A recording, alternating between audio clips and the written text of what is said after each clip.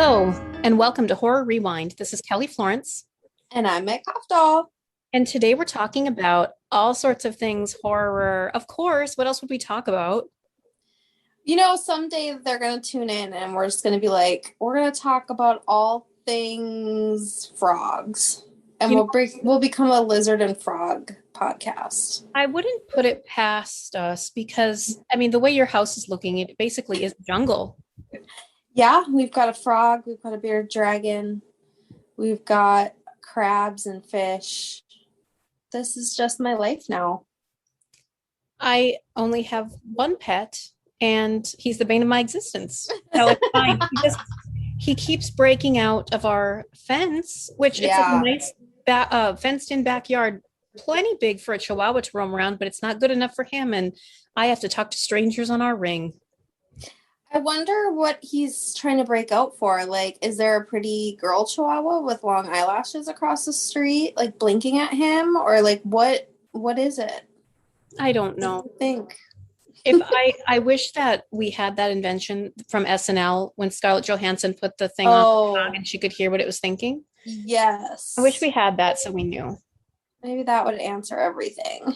I think it might. So listen, this is going to be a spoiler-free what we've been watching slash recommendation um, short little segment today because we have so many things to watch and so many things to talk about, but we don't want to get into all of them yet because there's just too much. There's just too much. There's been so much content. I know we were talking after Fear Street. We just felt like we won the lottery of content. So, Yes. Now, this past weekend, the new M. Night Shyamalan movie came out, Old. Meg, I know you didn't get a chance to see it yet, and so I won't spoil anything.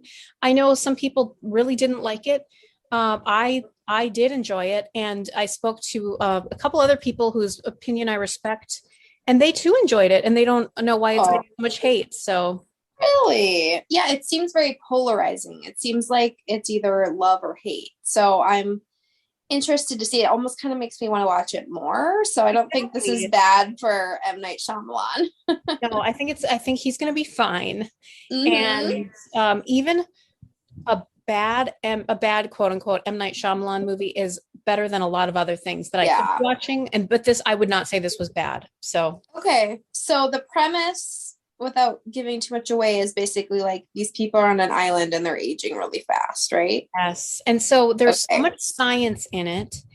And all I kept thinking is like, holy crap, we're obviously going to write about this someday.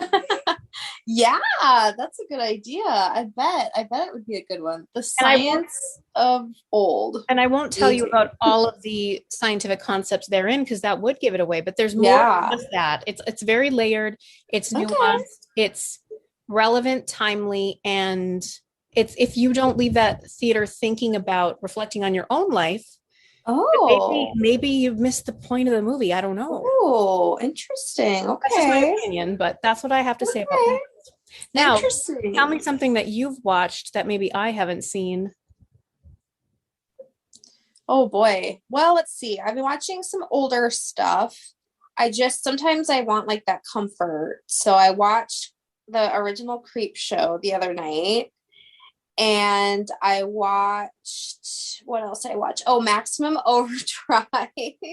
Wow, I have not seen um that since probably I rented it on VHS. How did it I hold up? know. Well, I'll be honest, I only got about halfway and then I fell asleep. Okay. Not that's no slight on the movie, Yeah. but I have to go back and finish it. But it was funny. Like Stephen King has a little cameo at the beginning, and I think it does a good job of not taking itself too seriously, which I think is really important, and in that kind of Stephen King tongue in cheek way. So um, I don't think I've seen it since I was a kid either. Yeah. So it was kind of fun, and there were some neat deaths. Like some guy like literally gets killed by like a pop machine. So I like stuff like that. Okay. Um, I'm not gonna like say it's a perfect movie, but it Right. was fun. Okay, good. Now, I know some of these things we are going to record on in their own episodes, but I wanted to give our listeners a heads up as to what we have been watching and will be recording on.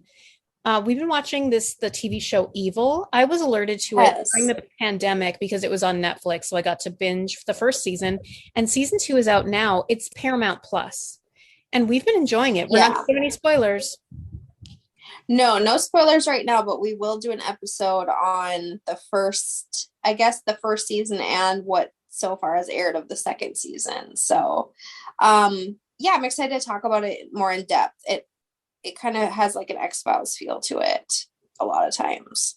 I agree, and there's some and not giving anything away again, but monster of the week or standalone episodes that I think, I mean, the arc and the mythology is good, but I almost like these standalone episodes even more, or I just appreciate them because of its X-Filesness.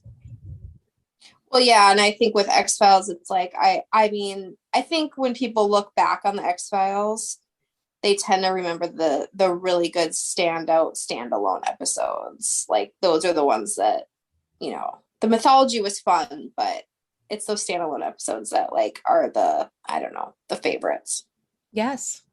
Now, you've been rewatching or watching the Conjuring universe from the beginning because you are Yeah. writing about it in for our forthcoming book, The Science of Witchcraft. Can you tell us how far you've gotten through and what's your opinion on a rewatch? Well, we don't work as fast as you. So we only have watched the first two Conjurings and we also watched the first Annabelle.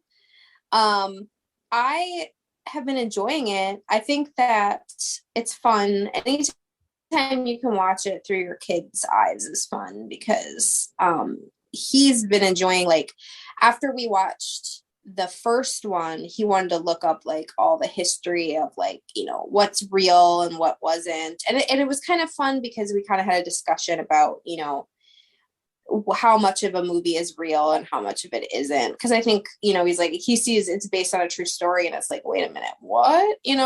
Right. So we've had some interesting conversations and he's definitely gotten scared, which is fun. And I thought one and two hold up really well. Yeah. And I've already seen three, but we'll probably wait to watch that because Dexter wants to watch The Nun next because there was a lot of nun action in the second movie. Yes. And then we also have the Annabelle to watch. I mean, and I haven't seen the third Annabelle, so that'll be fun to watch together. And I haven't seen the Nun either, so it'll be fun to watch some things that I haven't seen with him too. So it's fun because Dexter's like enjoying how there's this whole universe set up, and I think it's brilliant. It's like the Marvel universe, like it's really actually the smartest thing ever. It's so good. It's so smart. Speaking of universes, Campbell and I went through the entire Saw universe, Mm-hmm. and we were able to go over to our mutual friend Nate's house and watch the Saw 3D movie in 3D. Yeah, I am jealous about And it was that. very cool. Well, you can do it sometime, I'm sure, right, Nate? He's saying yes, probably. But it's fun because I haven't done a 3D movie at home since I was a kid because we don't have that technology in our own home. But do you remember? Well, maybe you're too young. They did Creature of the Black Lagoon in 3D, and they put the 3D glasses in like the local newspaper. That's cool. No, I didn't do that. That's really cool though. How Yeah. did it work? I mean, did it work well? It did, and there was just like a thing where you had to cover one eye, cover the other eye, and they had like a screen so that you could adjust, Oh, and then neat. you watch the movie in 3D. It was Oh, amazing. that's so cool. Yeah, I like that. I mean, hey, why not? right. And I That's think cool. we've had some horror movies in 3D lately, but I feel like like people aren't doing 3D anymore, right? I know. I feel like there was that big trend, like maybe mid 2000s. Like, yeah, like Avatar started it, and then Yeah, I remember seeing like Superman, I think. yep, we did. We saw that in Palm Springs. Yeah, and My Bloody Valentine Yeah. remake. So yes, I'm curious to see what horror does with 3D if they're going to do anything moving forward. I know. I feel like nowadays maybe it's like it should be even more immersive. Like, didn't they do like Tingler where it was like they had like things in the seats, that old Vincent Price movie? Yeah. We need to bring that back. I know. And like the television and stuff. Let's go. I know. I saw like a play version. I guess this must have been 2 falls ago of Night of the Living Dead. And they had all the zombies out in the audience, like eating entrails and stuff right next to you. And that was fun. So I say go for the immersive experience. Maybe we just all need to go back to theaters, Yeah. like real-time theaters. Yes. I love it. I love this idea. Hopefully, fingers crossed, we can continue to be in the theaters, be safe, and even if I have to wear a mask, whatever. Yeah. Let's Going keep the to movies. the theater is such a fun experience, and it was something I think so many people missed. And of course, it's like, yes, you can, like, we have such great television right at our fingertips at home, but there's just something about that community experience of going to the theater that's so great and kind of reminds you that we're all human beings. Yes. Now I know we neither of us have seen yet, but we are probably going to see and talk about the new escape room movie, Escape Room 2. Oh yeah, that already came out, and I do want to see it. I haven't seen anybody like lose their minds over it or anything either way. Right. But I really enjoyed the first one. I thought it was really good. And so I'm all for that. I'm ready. And then a couple I other mean, TV shows we've been watching. I know we've both been watching Cruel Summer, which is it's a fun little yeah. kind of soap opera, teen soap opera, but some mystery, true crime. Yes. Yeah, that was very interesting. And I'm interested to hear what your take is when it's all when you finish. And then this is not horror, but we both watched the first 3 episodes of Schmigadoon because we love a good Yes. musical. Yes. So cute. Loved it. I want a million more, like right now. I love musicals, obviously, and then this whole concept of like that they get stuck in a musical. I mean, why haven't we seen this? I guess this must exist. This plot must exist somewhere. I mean, it must. I mean, Zoe is similar, but it's not the same. Oh, okay, yeah, that's true. Zoe's Extraordinary But Playlist. this, like specifically this era of musical, it's Yeah. so adorable. And obviously, Gene Kelly's my favorite, so I love it. Of course. And I love how they're kind of calling out problematic things, but still being nostalgic. Like, Yes. Like, it's just so funny. oh no, I won't give it away. No spoilers. Never mind. Okay, okay. Okay. I just read The Final Girl Support Group. That was good by Grady Hendrix. I see that I got recommend picked that up one. on HBO, right? Yes, it looks like Charlize Theron and that one dude picked it up, and they're going to be making, I think, a series, so that'll be fun. I was thinking about that as I was reading it. So gosh, there's just like horror coming all the time, people, and we're still waiting for Candyman. It's coming. This Like is a so month built up away. in my mind. Like, can it be as good as I want it to be? I know. I think it can. I have hope. Oh, and then the new Jordan Peele poster. Yes. Like, Nope. stop. I can't take it anymore. I love And it. the Dexter teaser Yes. trailer. I mean, I know. We have so much to look forward to. Speaking of things to look forward to, it's less than 3 months now until the release of our latest book, The Science of Serial Killers. The good news is you can pre-order it, and also you can DM us for a signed copy. And as soon as we get our copies, we're going to sign them and we'll ship them to you. Isn't that amazing? yeah. DM us if you want a signed copy. We're still workshopping what our sign off is going to be in it, aren't we? Yeah. Because we did, Ghouls Rule For women in horror. We did See You in the Horror section for Monster. Right. May you always be a constant reader. Now, I know that we don't talk about the X-Files in this 4th book, but my suggestion was The Truth is Out There. Okay, I like that. I don't think you're sold. I'm sold now. Okay. Now that I hear it, I like it. Because it's better than I want to believe in there. That would Well, be good. no, that would not. No. Oh, I like it.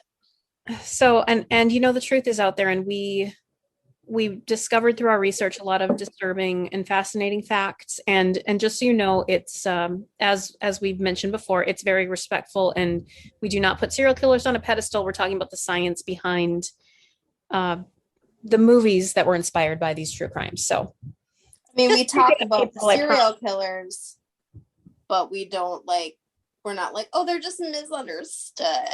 no, definitely not. Speaking of, a couple years back, I ghost wrote a book about Rodney Alcala, the dating game killer, Yes, and he he just just died the died. other day. And that was very interesting because like I had spent so much time like researching and writing and all this stuff. And so seeing that he's dead, Luke sent me the article and I was like, good, what a dick. Yeah. Hope he rots in hell. So it's nice to see when they die. Yeah. It's always fascinating. I mean, don't get me wrong, it's fascinating. But we definitely yeah, put them on a pedestal. no, they're dicks. But you should read about them and read about science and read about victims and read about all this cool stuff we learned. We learned so much writing serial killers. So speaking of this book too, look out for dates because we are, fingers crossed, knock on wood, all the things, going to be traveling with this book, and we'll be giving some presentations places. We're going to be doing some movie showings.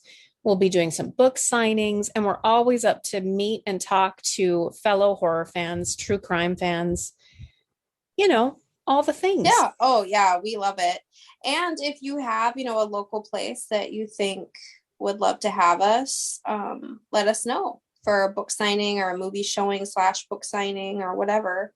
Tell us if there's a place local to you that you think we'd fit in. Yeah. Okay. I said it was going to be short. We're going to keep it short because we need to go watch some content, and we were going to Oh my gosh. more Okay. coming next week, something new or something old, something borrowed and something blue. No, just kidding. Nobody's getting married, but you never know. It'd be cute, a critter wedding. When you critter said that wedding or critters getting married? No, critters getting married. When you said that for some reason, like in my mind's eye, I saw like two little critters getting married. Like one with a wedding gown. No, that is super cute. I think Wouldn't that be cute? A ghoulie themed wedding would be cute too. Or a ghoulies getting married. Ghoulies getting married. Yeah. But I mean, also though, if you want to have a critters or ghoulies themed wedding, that would be cool. I mean, come on. That's more likely to happen. Meg, you know what I wish? I wish that I had been bolder. I know. In my life up to this point and just done what I've wanted to do. Not that I was going to have a critters themed wedding, but but maybe. I mean, who knows? I should have had, I guess I was going to say I should have had a horror wedding, but I guess Luke doesn't love horror, so I guess it would have been all about me, but isn't it always about the bride? So this is what I'm saying. This is our goal from now on. Not that we're going to be selfish, but I think that we should throw ourselves or each other the birthday parties. We'll keep it focused on that, not like anniversaries, but the birthday parties that we deserve with the themes that we actually want, and not try to people please. Like, okay, let's go. Critters birthday. Let's go. Oh, that would be cute. I'm just keep picturing the critters getting married, and they have like their buffet. Oh, they would be all so messy. In the buffet. Yes. And like to like go down the aisle, they'd roll into a big ball. Oh yeah. Cute. And like, can you imagine the little officiant? He'd have like a little top hat on or something. I don't know why. Would. And he'd be standing. Yeah, no, he definitely would be fancy. And they can speak English, so we would be able to like hear the vows and stuff. I think that I should write a fan fiction. And then we'll make a fan film of it, and we'll crowdfund it. And this is our new goal. Just kidding. Right, but you know what? If that is someone's goal, that's okay. Yeah, that's okay. That's okay. We're not judging, but we probably aren't going to do this. So if you want to steal the idea, you can. Yeah, just give us some credit. Just thank us in the credits. All right. I think we've gone far enough. Listen, I think we have. we're gonna talk to you next time, and we'll see you in the horror section. Bye.